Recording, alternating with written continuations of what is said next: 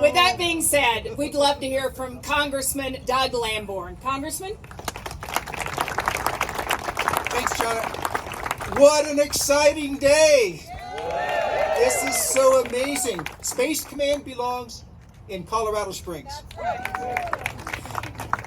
And this decision, though, isn't just about Colorado Springs or even the state of Colorado. It's about the country. What's best for our national security? And that means Space Command staying right here. I've been a state legislator or congressman for almost 30 years. And last Monday was the most exciting time of that entire time of my life. When I heard the decision, I was walking on air, and I think a lot of you were as well. It's so great to be with so many distinguished people here on the stage, of course, but also in the audience, and so many of you worked so hard to make this possible. SpaceCom needs to be in Colorado Springs because if you don't have the job being done where it can best be done, we have adversaries out there that are threatening our way of life, threatening our military, threatening our economy. I'm talking about Russia and China. They have capabilities that I think a lot of you know about, you've read about in the newspapers. They can do some things that we didn't even think they could do a few years ago to hurt our assets that are in space. And we can't even talk about all the details because a lot of it's classified, but you know so much of what's vulnerable in our society and in our economy. My subcommittee, I'm a chairman of the Strategic Forces Subcommittee. We deal with this almost every single day, the threats that are up there.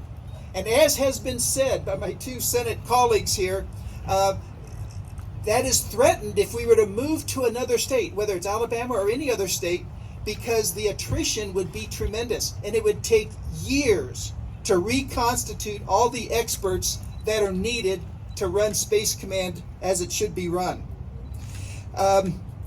Let me give you just a little insight into what I personally faced. Now, every member of the Colorado delegation, House and Senate, there's 10 of us, we have wonderful committee assignments. Like Senator Bennett, you were on the Intelligence Committee, for instance. That's key. All of us, Senator Hickenlooper, all my House colleagues. But there are 4 committees that are especially close to a siting decision for the military. The 2 appropriations committees, House and Senate, and the 2 armed services committees, House and Senate.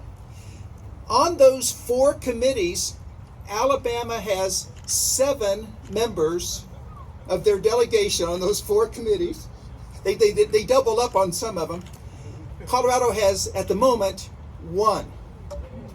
Now, Jason Crow will be joining me at the end of the year. He's on a leave of absence. He'll be back on armed services. But it felt kind of lonely at times, especially when they were chewing me out and making life, giving me a lot of guff.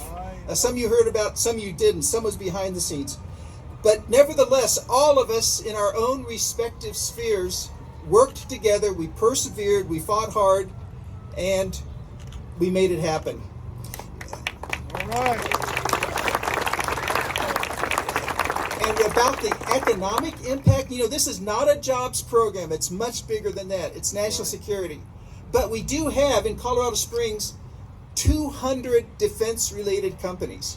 200 companies that will be providing support to these missions.